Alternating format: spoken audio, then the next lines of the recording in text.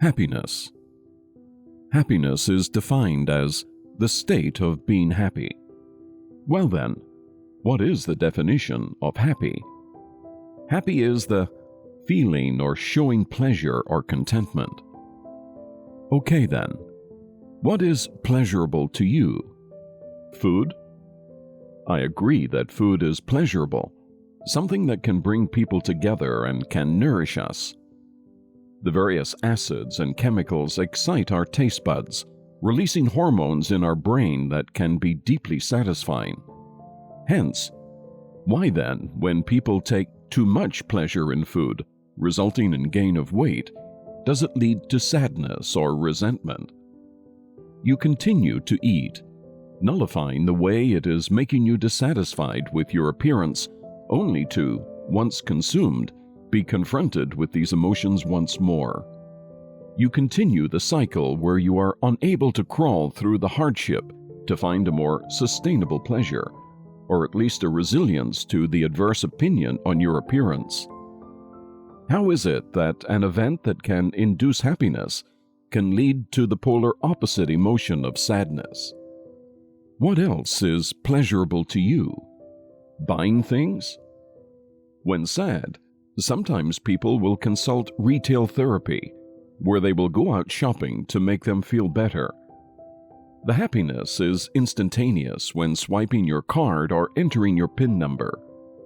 The instant gratification of realizing you are the owner of new possessions and going home to add them to the collection of other possessions you have already bought. You sit like a magpie in your nest of accumulated trinkets and shiny things, and maybe for a day, a week, a month, you are happy. Hence, when adverse emotion strikes again, you turn to accumulate more, rather than being happy with what you have. In both cases, the pursuit of happiness is one of instantaneous pleasure. We confuse momentary gratification for true happiness. People forget that, as well as pleasure, contentment is also a part of being happy. Be content in the possessions you have. Be content that you are eating the food rather than needing the pleasure of eating increasingly and feeling sad when it is gone. Most of us lead our lives thinking we need to be in a constant state of euphoria, and any deviation from this means we are not okay. Nathaniel Hawthorne, an American novelist and short story writer, was quoted as saying, "Happiness is like a butterfly, which, when pursued, is always beyond our grasp, but, if you will sit down quietly, may alight upon you." On a summer's day when the sun is shining, we bask in the rays and take pleasure at how nice the day is. If every day were sunny and warm, why would we take pleasure in it? It is only by some days being cold and rainy that we appreciate the days that are not. I mean to say, there appears to be a phobia of feeling sad or anything adverse, but without understanding this, how can we know when we are happy? We are drip-fed the idea that your life should be inundated with new experiences and happiness.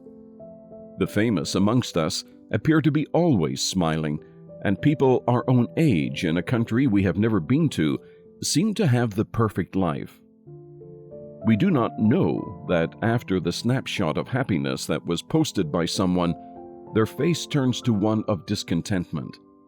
Some will say that comparison is the killer of joy. People will endeavor at trying to touch the moon, stretching out their hand, but become defeated at how far away their fingers are, not realizing that they are standing on top of Everest.